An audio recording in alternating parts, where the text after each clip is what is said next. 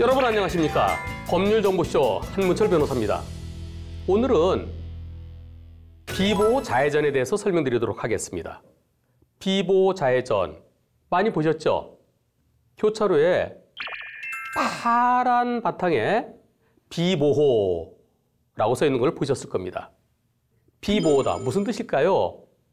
말 그대로 자해전이 허용되지만 보호받지는 못한다는 뜻입니다. 비보호 자해전은 언제 할 수 있을까요? 신호등이 빨간불, 노란불, 녹색불. 언제 자해전할 수 있을까요? 빨간불에 하는 게 아닙니다. 녹색불에, 즉 직진 신호에, 직진 신호에 맞은편의 차가 안 올 때 자해전할 수 있는 겁니다. 원래는 녹색 신호예요. 직진 신호예요. 예외적으로 맞은편의 차가 안 올 때, 또는 차가 저 멀리 있어서 내가 충분히 먼저 자해전할 수 있을 때, 그때 자해전하라는 겁니다. 바로 앞에 차가 오고 있는데 여기 자해전 할 수 있어. 괜찮아. 그러다가 사고 나면 보호받지 못한다는 거예요. 왜냐? 맞은편 차는 자기 신호를 보고 왔잖아요. 맞은편 차는 신호등이 녹색 신호예요. 직진 신호예요. 신호를 보고 오는데 그 앞에서 갑자기 들어오면 그걸 피할 수 있겠습니까? 신호를 믿고 온 차, 한쪽은 직진 신호에 자해전한 차, 예외적으로 자해전할 수 있는 건데 자해전을 할 수는 있지만 안전할 때 해야 된다는 거죠. 맞은편에 차가 안 올 때. 비보호 자해전하다가 정상적으로 오는 차랑 쾅 부딪히는 사고. 과실비는 몇 대 몇일까요? 아, 여기가 비보호 자해전이야. 비보호 자해전 할 수 있어. 따라 자해전에 들어온 차가 있을지도 몰라. 자해전에 들어올 차가 있을지도 모르는 것에 대비해서 운전해야 될까요? 그렇지 않습니다. 자해전하는 차가 조심해서 해야 되는 거예요. 따라서 정상적으로 직진한 차는 난 잘못이 없다 생각하죠. 하지만 보험사는 80대 20이라고 그럽니다. 거의 대부분의 비보호 자해전 사고는 80대 20이라고 그럽니다. 왜 그럴까요? 그 이유는 예전에는 비보호 자해전 중에 사고 나면 신호 위반으로 처리했었습니다. 자해전 할 수 있다. 하지만 사고 나면 신호 위반이다. 신호 위반이니까 100대 0이다. 예전에 그랬었어요. 하지만 지금은 도로교통법 시행규칙에서 비보호 자해전의 뜻이 바뀌었습니다. 비보호, 보호받지 못하는 자해전, 녹색 신호에 자해전할 수 있다. 조심해서 해야 된다라고 돼 있어요. 그리고 신호 위반이 빠졌습니다. 도로교통법 시행규칙이 개정된 거죠. 그게 지금은요, 비보호 자해전하다 사고 나더라도 신호 위반으로 처리하지 않아요. 신호 위반이 아니니까 이제는 100대 0 아니다. 예전에 신호 위반일 때는 100대 0이지만 신호 위반이 아닌 조심하지 못한 안전운전 불이행. 따라서 지금은 80대 20이다라고 보험사는 얘기하는데요. 법원에서는 어떻게 볼까요? 법원에서는 신호 위반이고 아니고를 떠나서 피할 수 있었느냐 없었느냐. 너무 가까워서 도저히 피할 수 없었을 때, 그때는 직진한 차에 잘못이 있다고 할 수 없죠. 법원의 가장 기본적인 원칙은 거의 두 대가 좌회전 들어오고 저쪽에서 직진 들어오고 거의 동시에 교차로 들어왔다. 그럴 때는 피할 수가 없습니다. 그리고 내가 가는데 거기서 갑자기 좌회로 들어올 거, 그것을 예상할 수도 없죠. 예상도 못했고 피할 수도 없다는 취지에서 동시진입은 100대 0으로 보고 있습니다. 동시진입이 아니라 하더라도 내가 교차로에 불과 한 10여 미터 가까이 왔는데 그때 저기서 갑자기 쑥 들어오면 피할 수 있나요? 교차로에 한 30m 전에 직진한 차가 올 때 그때 자해전 하더라도 거의 피하는 게 만만치 않습니다. 시속 60km로 달릴 때 1초에 약 16.7m죠? 2초면 벌써 3, 4m 되죠? 저 차가 30m 나랑 떨어져 있지만 좌회전한 차도 가고 저 차도 오고, 따라서 3, 40m 떨어진 데서 좌회전 들어오는 것은 그것은 거의 피하기가 어렵습니다. 보험사는 비보호 자해전은 80대 20이라고 하지만 법원에서는 직진한 차는 내 신호를 보고 왔는데 거기서 갑자기 좌회전이 들어오는 거 피할 수 없다. 따라서 100대 0이 기본입니다. 다만 예외도 있습니다. 법원에서도 100대 0으로 보지 않는 경우도 있어요. 직진한 차가 과속했을 때. 과속하지 않았으면 저기서 좌회전에 들어오는 걸 보고 빵 하면서 브레이크 잡으면서 피할 수도 있었는데 너무 빨랐기 때문에 못 피한 거 아니냐.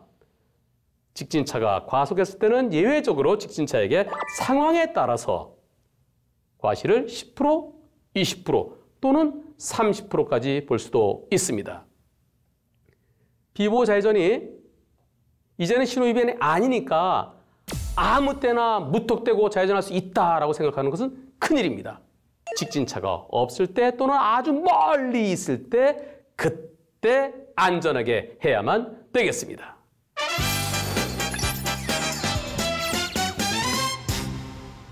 이번 주제의 키포인트는 비보호 좌회전 아무 때나 할 수 있다. 그게 아닙니다. 직진 신호일 때, 안전할 때는 직진해 오는 차, 맞은편에 직진해 오는 차가 없을 때 또는 아주 저 멀리 있을 때 좌회전할 수 있습니다. 지금까지 법률정보쇼 한문철 변호사였습니다. 고맙습니다.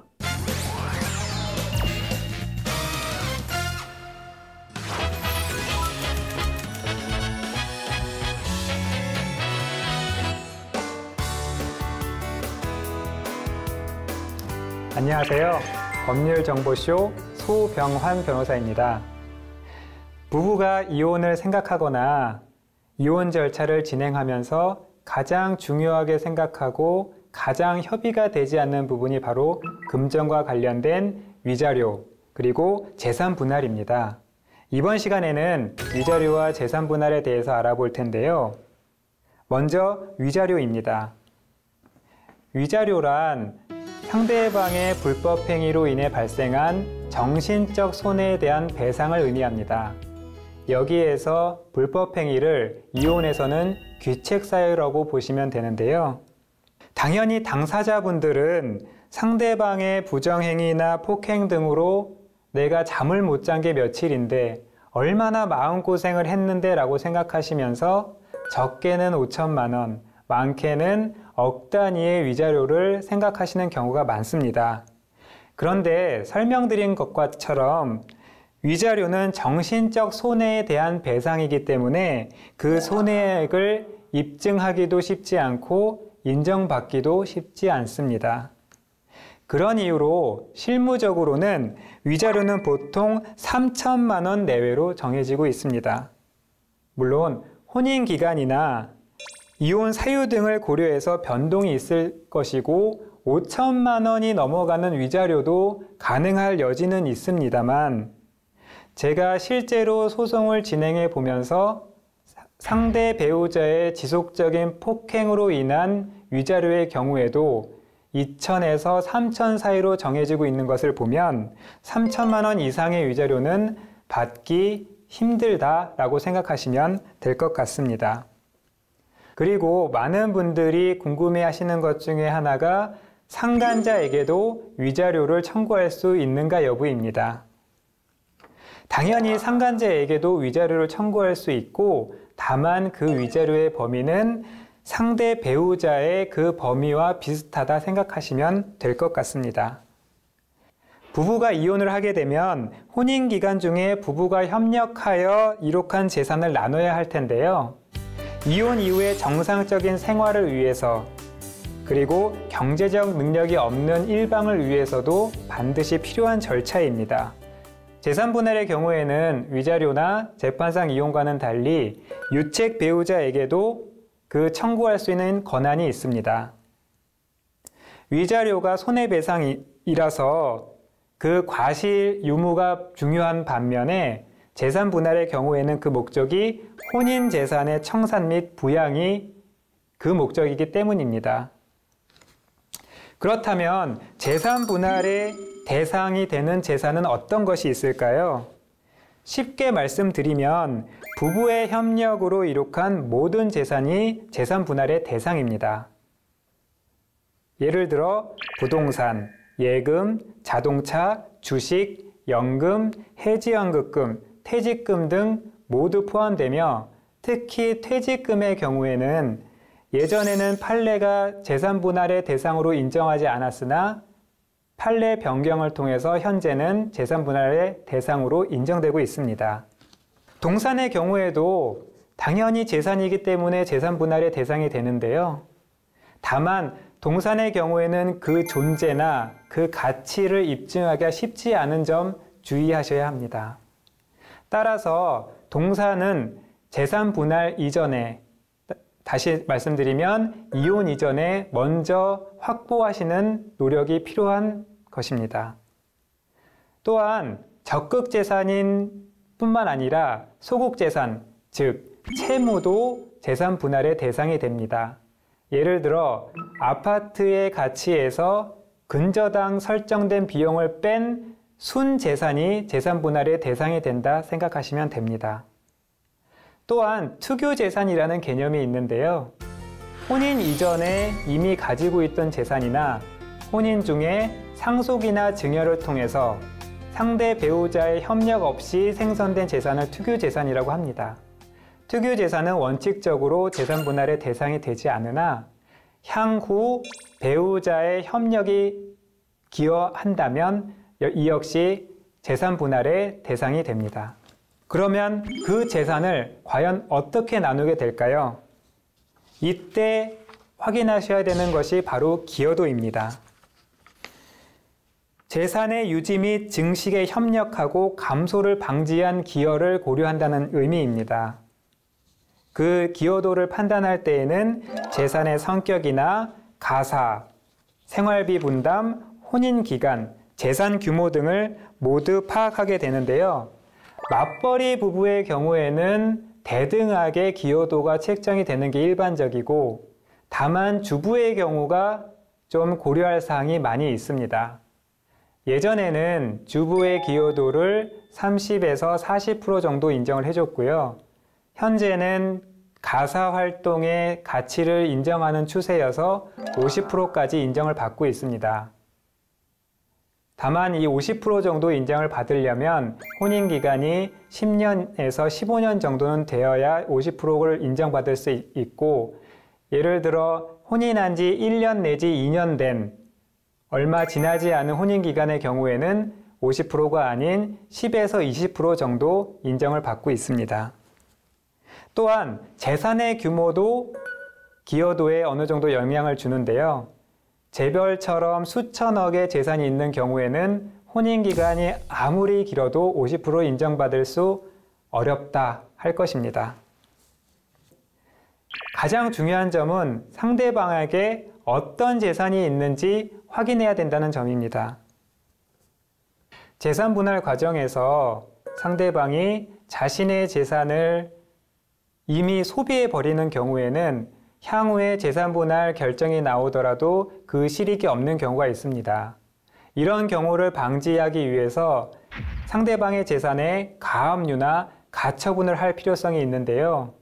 이 시기는 이혼 신청이나 재산 분할 신청하는 동시 또는 그 전에도 가능하다는 점 잊지 마시고 꼭 활용하시기 바랍니다. 그리고 재산 분할 신청의 경우에는 이혼 과정에서 함께 진행하셔도 되지만, 만약에 별도로 진행하시는 경우에는 이혼 성립일로부터 2년 내에 진행하셔야 한다는 점 잊으시면 안 됩니다.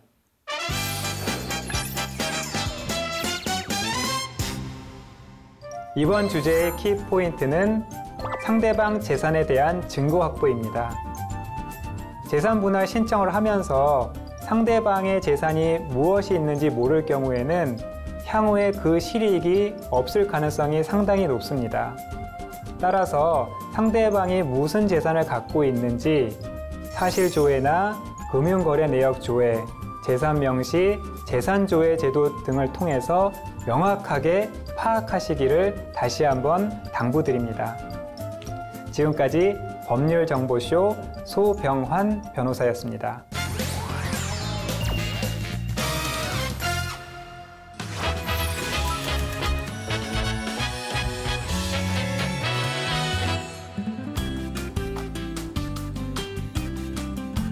여러분 안녕하세요. 법률정보쇼의 곽난주 변호사입니다. 오늘은 공소시효에 대해서 한번 알아볼까 합니다. 여러분 언론에서 접하신 적이 있으실 텐데요. 15년 전에 교통사고로 사망한 여대생이 사실은 사망 직전에 강간을 당했었다는 것이 DNA 검사 결과 확인이 되었고, 그래서 진범이 뒤늦게 붙잡혔음에도 불구하고 공소시효가 이미 도과되었기 때문에 처벌하지 못한다는 뉴스를 보셨을 겁니다. 또 도망 다니다가 공소시효 완성 며칠 전에 붙잡혀서 재판에 회부되었다는 얘기도 있고요. 요즘 여러 가지로 공소시효에 관한 이야기가 많이 나오고 있습니다. 공소시효는 여러분들 잘 아시다시피 검사가 일정 시간 안에, 일정 기간 안에 피의자를 재판에 회부하지 못하면 더 이상 처벌하지 못하는 제도를 말합니다. 자, 우리 법에는 여러 가지의 시효 제도가 있습니다. 민법에는 취득시효와 소멸시효라는 제도가 있고요. 또 형사소송법에는 지금 말씀드린 공소시효와 또 형해시효라는 제도가 있는데 한번 찬찬히 살펴보도록 하겠습니다. 민법에서 인정하는 취득시효는 일정 기간이 도과하면 소유권을 취득한 것으로 인정해주는 제도입니다. 또 소멸시효는 권리자가 권리를 행사하지 않은 채 일정 기간이 도과하면 그 권리가 소멸되었다고 보는 것입니다. 예를 들어서 취득시효란 방치된 임야가 있어요. 그래서 주인이 없는 것인 줄 알고 이제 내 부동산이다 이렇게 생각을 하고 다른 사람과 소유권에 대한 분쟁 없이 아주 평화롭게 20년간 점유를 해왔다면 등기를 함으로써 소유권을 인정해주는 제도입니다. 또 어떤 연유에서인지 내 이름으로 등기가 되어 있어요. 그래서 당연히 내 것인 줄 알고 또 누구와도 그 땅에 대한 소유권에 대한 분쟁 없이 평화롭게 10년을 점유하면 그 사람 땅으로 인정을 해주는 겁니다. 이게 취득시효입니다. 또 소멸시효는 일반적으로 민법상의 채권은 10년 안에 행사를 해야 하지요. 그런데 권리자가 10년 동안 권리를 행사하지 않으면 그 권리는 소멸되게 보는 겁니다. 이거는 오랜 법에서 내려오는 권리 위에 잠자는 자는 보호하지 않는다라는 법 사상의 기초에서 도입이 된 제도입니다. 자, 그러면 우리가 오늘 주제로 다루고자 하는 공소시효. 공소시효는 검사가 피의자를 기소하지 않으면 더 이상 처벌할 수 없게 하는 그런 제도인데요. 형사소송법 제249조의 형벌의 종류에 따라서 다양한 공소시효 기간을 규정하고 있습니다. 예를 들면 무기징역형에 해당하는 범죄는 15년, 또는 사기죄나 강도죄와 같이 10년 이상 징역형에 해당하는 범죄는 10년, 또 절도죄나 횡령죄와 같이 10년 미만의 징역형에 해당하는 범죄는 7년, 또 벌금형에 해당하는 범죄는 5년이 공소시효입니다. 또 형해시효라는 제도가 있어요. 이거는 검사가 기소했어요. 그런데 재판이 어찌된 연유인지 25년 내에 판결의 확정이 없이 지나가면 공소시효가 완성된 걸로 간주해서 역시 처벌을 못하는 제도입니다. 자, 그러면 공소시효 제도는 왜 생겨났을까요? 지금 우리가 생각해보면 그거 참 말이 안 되는 제도 아니야? 이렇게 생각을 하시는데요. 근데 사실 공소시효는 굉장히 오랜 역사를 가지고 있습니다.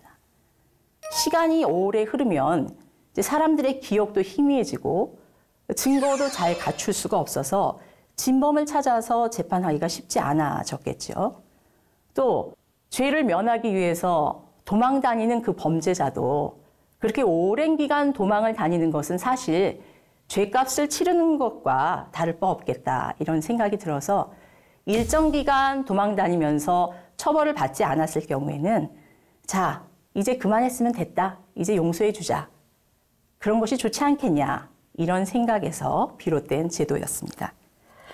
그렇지만 피해자 입장에서는 범인이 누군지 뻔히 아는데 나라에서 그 사람을 처벌하지 않는다고 하면 억울하기 짝이 없는 일이겠죠.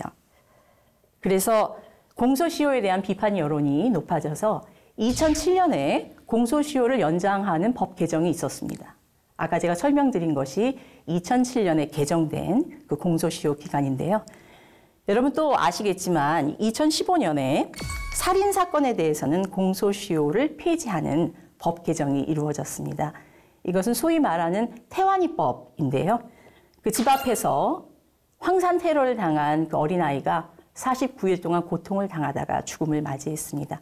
그래서 온 사회가 분노하여서 그때 살인죄에 대해서는 우리 공소시효를 폐지합시다 라는 합의에 이른 것입니다.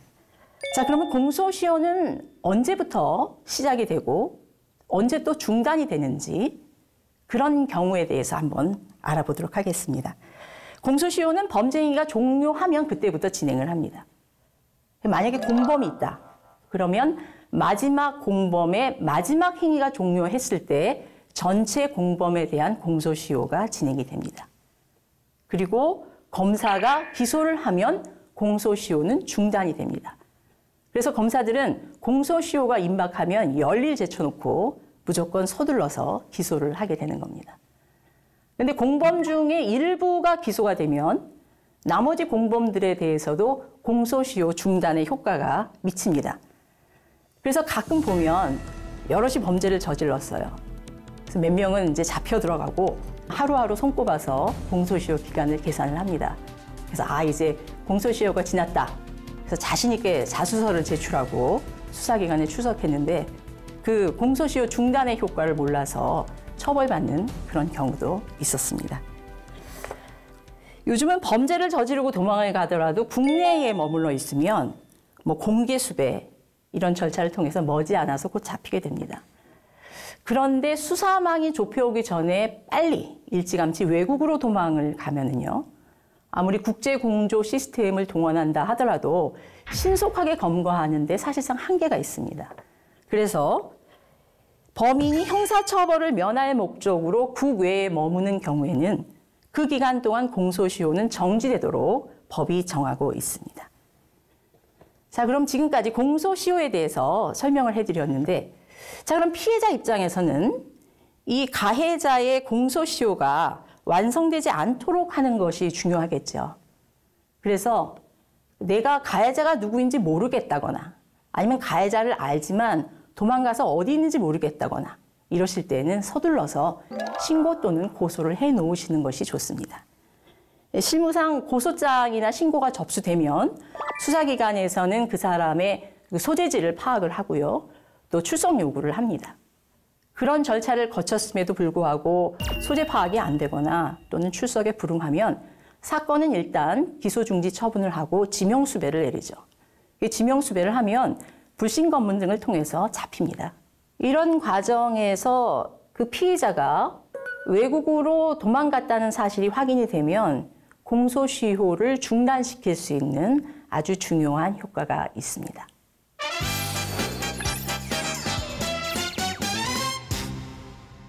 네, 이번 주제의 키포인트는 피해자 입장에서는 공소시효가 중단될 수 있도록 만약 가해자가 해외로 도주한 흔적이 있거나 의심이 든다면 수사기관에 신고해서 공소시효가 정지될 수 있도록 하시는 것이 중요하겠습니다. 자, 오늘 공소시효와 또 그와 관련된 제도들에 대해서 알려드렸는데요. 자, 여러분의 법률 상식을 넓히는 데 도움이 되셨습니까? 자, 지금까지 법률정보쇼의 광란주 변호사였습니다. 다음 시간에 또 뵙겠습니다. 감사합니다.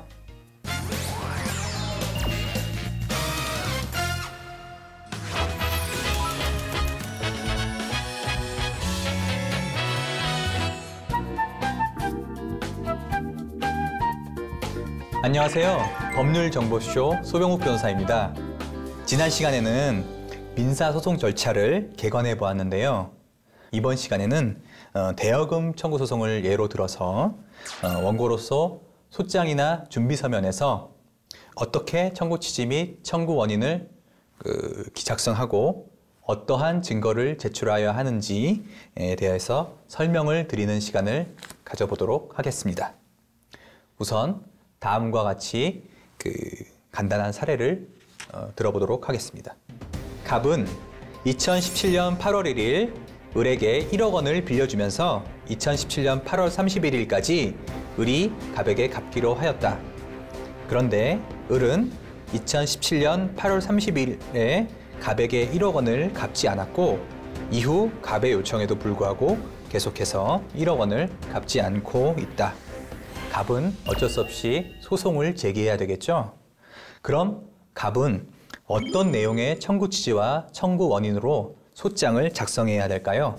피고는 원고에게 1억 원 및 이에 대한 2017년 9월 1일부터 이 사건 소장 부분 송달일까지는 연 5%의, 그 다음 날로부터 다 갚는 날까지는 연 15%의 각 비율에 의한 금원을 지급하라. 피고 을은 원고 갑에게 빌려간 원금인 1억 원을 지급하라는 부분은 시청자분들도 쉽게 이해가 가실 것입니다. 그런데 그 이후 부분은 무엇일까요? 그 이후 부분은 약정한 날에 을이 갑에게 돈을 지급하지 못하여 갑에게 발생한 지연 손해금이라고 할 것입니다. 갑과 을 사이에서 약정한 변제기인 2017년 8월 30일이 경과하면 갑과 을 사이에서는 어떠한 지연 손해에 관한 약정이 없더라도 갑은 당연히 민법 제379조에 의해서 민사 법정 이율 연 5%의 비율에 의한 지연 손해금을 구할 수 있습니다. 나아가 이 사례와 같이 금전의 지급을 청구하는 소송에서는 원고는 소장 부본 송달일 이후부터는 민사 법정 이율인 5%가 아니라 소송 촉진 등에 관한 특례법 제3조 1항에 의해서 연 15%의 지연 손해금을 청구할 수 있습니다. 이는 을과 같은 채무자가 아무런 이유도 없이 소송을 지연하는 것에 대한 방지책으로서 민사 법정 이율인 연 5%가 아니라 훨씬 더 고율인 연 15%의 이자를 적용하여 을의 의도적인 소송 지연을 막고자 하는 것입니다. 그럼 다음으로 청구 원인에는 무엇을 기재하여야 할까요? 원고는 2017년 8월 1일 피고에게 1억 원을 변제기는 같은 해 8월 30일로 정하여 대여하였습니다. 그렇다면 피고는 원고에게 위 차용금 1억 원 및 이에 대한 변제기 다음 날인 2017년 9월 1일부터 이 사건 소장 부본 송달일까지는 민법 소정 연 5%의, 그 다음 날로부터 다 갚는 날까지는 소송 촉진 등에 관한 특례법 소정 연 15%의 각 비율에 의한 지연 손해금을 지급할 의무가 있습니다. 이렇게 간략하게 적어주시면 됩니다. 즉 청구 원인에는 원고가 피고에게 얼마의 금원을 언제까지 돌려받기로 하여 빌려주기로 약정한 사실, 그리고 원고가 피고에게 금원을 지급한 사실, 그리고 마지막으로 약정한 반환 시기가 도래한 사실을 반드시 기재해 주셔야 합니다. 여기서 피고가 얼마의 금원을 언제까지 돌려받기로 하고 빌려주기로 약정한 사실을 입증하기 위해서는 그 증거로 금원을 빌려주실 때 상대방과 작성한 차용증이나 합의서 등을 제출하셔야 합니다. 특히 이와 같은 차용증 등을 작성하실 경우에 대여해 주는 금원의 액수나 변제기 등은 반드시 명확하게 기재해 주셔야 되고요. 상대방의 특정을 위해서 인감을 날인하시고 그와 함께 인감증명서를 받아두시는 것이 가장 좋습니다. 그러나 인감증명서 같은 경우에는 일반적으로 상대방이 이런저런 이유를 들어서 건네주지 않는 경우가 거의 대부분일 텐데요. 이러한 경우에는 최소한 상대방의 주민등록증이나 운전면허증을 복사하셔서 그 사본을 받으셔야 합니다. 일반적으로 돈 거래에 있어서는 아는 사이인데 뭐 그런 차용증이나 또 뭐 합의서를 만드냐며 구두로 약정하시고 차용증 등을 작성하지 않으시는 경우가 많으실 텐데요. 이러한 그 일반적인 경우가 대부분의 법률 분쟁의 시발점이 되는 것입니다. 이런 경우 상대방이 원고로부터 지급받은 금원이 대여금이 아니라 투자금이나 또는 뭐 증여다 라고 하면서 금원의 반환을 거부하는 경우가 많으므로 반드시 대여 사실이나 변제기가 명확하게 기재된 차용증 등을 작성하시는 것이 향후 법률 분쟁으로 인해서 불필요한 경제적, 또 시간적, 또 정신적 출혈을 막을 수 있는 길임을 명심하시기 바랍니다. 만약에 사정상 그 상대방과 차용증 등을 작성하지 못하신 경우라면 최소한 대여금과 관련하여서 얼마를 언제까지 갚겠다고 하는 등의 내용이 포함된 상대방과의 통화를 녹음하시거나 그러한 내용에 포함된 문자 등을 남겨두시는 것이 소송의 승소에 상당한 도움이 됩니다. 여기서 일반인 분들께서는 상대방과의 통화 녹음이 불법이라 증거가 될 수 없는 것 아니냐라고 참 많이 질문을 해주시는데요. 상대방과 본인과의 통화, 즉 대화자 간의 그 통화 내용의 녹음은 법적으로 전혀 문제가 없음을 꼭 기억해 두시기 바랍니다. 한편 대여금 반환 소송에서는 원고가 피고에게 금원을 지급한 사실을 원고가 반드시 입증하셔야 하는데요. 종종 원고가 그 금원을 현금으로 피고에게 지급한 경우 이후에 피고가 그런 금원을 지급받지 않았다고 주장하는 경우가 참 많습니다. 그런 상황이 되면 원고가 입증을 못해서 패소할 위험에 처하게 되므로 원고는 반드시 피고에게 금원을 지급할 때에는 계좌를 사용하시거나 아니면 기록이 남는 수표를 이용하시는 것이 중요합니다.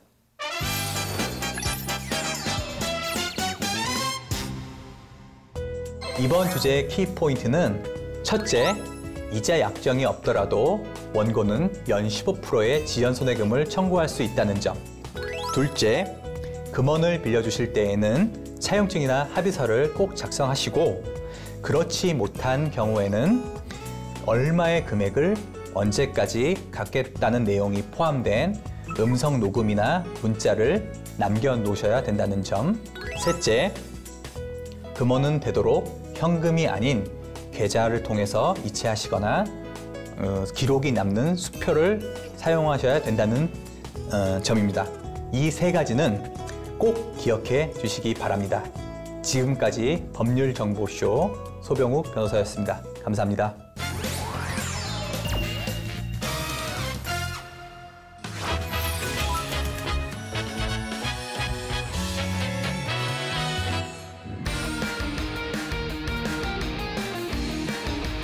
안녕하십니까. 법률정보쇼 부동산 전문 최강석 변호사입니다. 오늘은 이 분양형 호텔 분쟁에 대해서 좀 말씀을 드리겠는데요. 여러분들이 길을 가다 보면 이 호텔을 분양받는다라는 그런 홍보물을 많이 받게 됩니다. 소위 이제 분양형 호텔이라고 하는데요.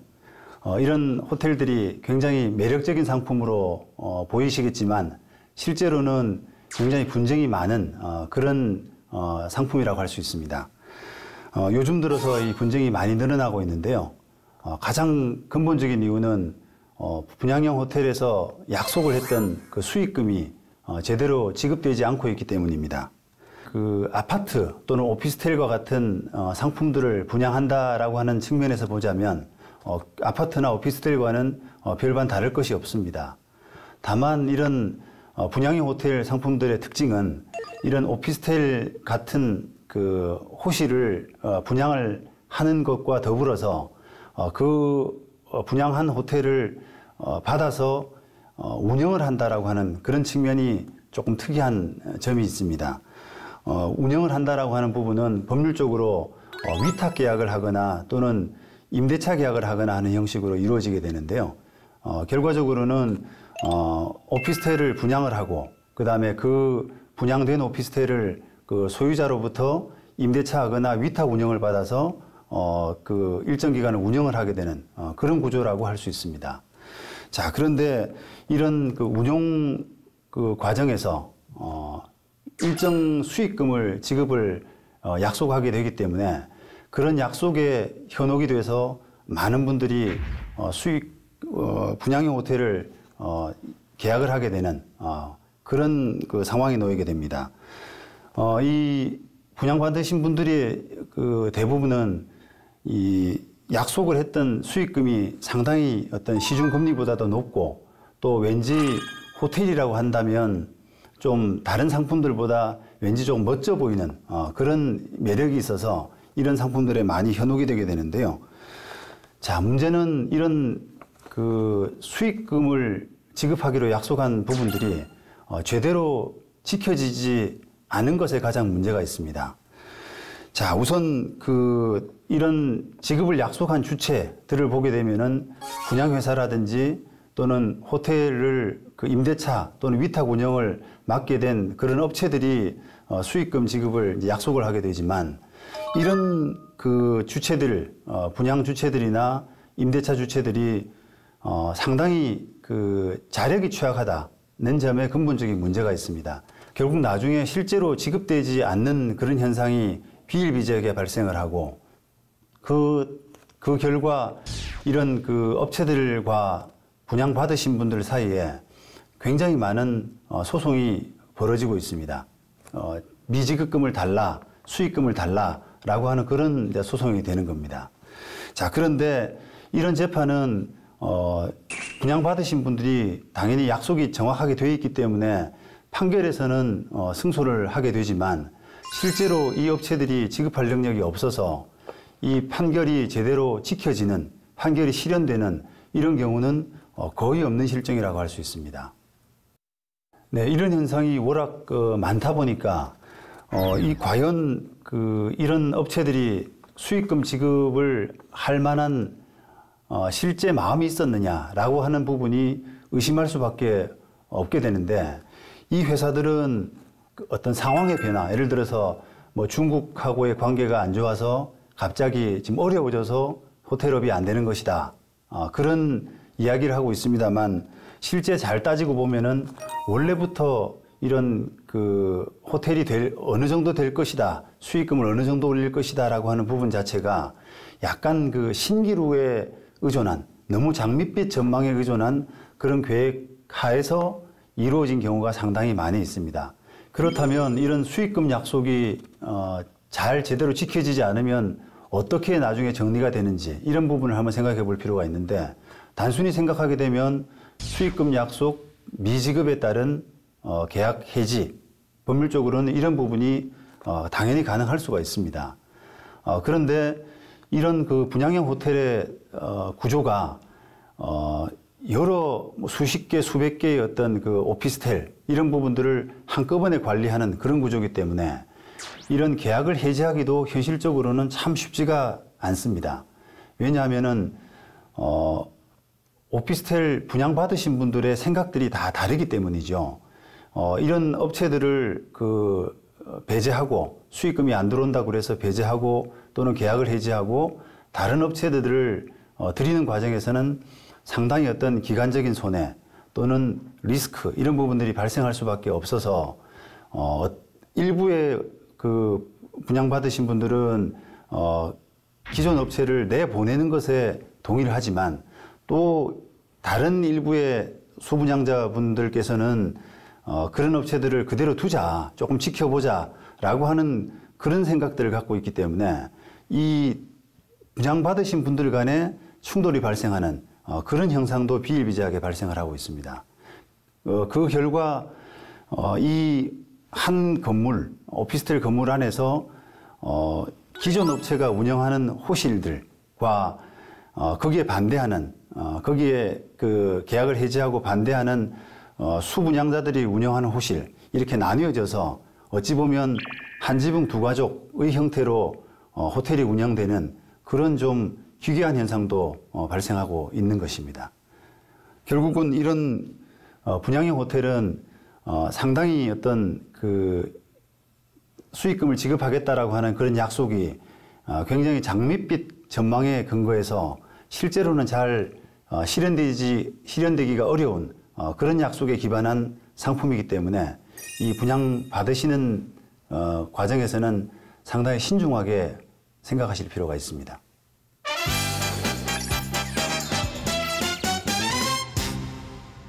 이번 주제의 키포인트는 분양형 호텔의 수익금 지급이 제대로 되고 있지 않은 것입니다.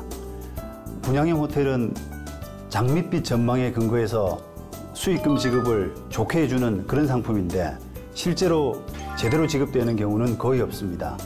게다가 법률 분쟁이 발생하게 되면 굉장히 복잡한 해결 방법을 거치게 되고 집행 자체도 굉장히 어려운 그런 부분이 있습니다. 따라서 분양형 호텔을 분양받음에 있어서는 굉장히 신중한 그런 판단이 필요할 수가 있습니다. 이상으로 법률정보쇼 최광석 변호사였습니다. 감사합니다.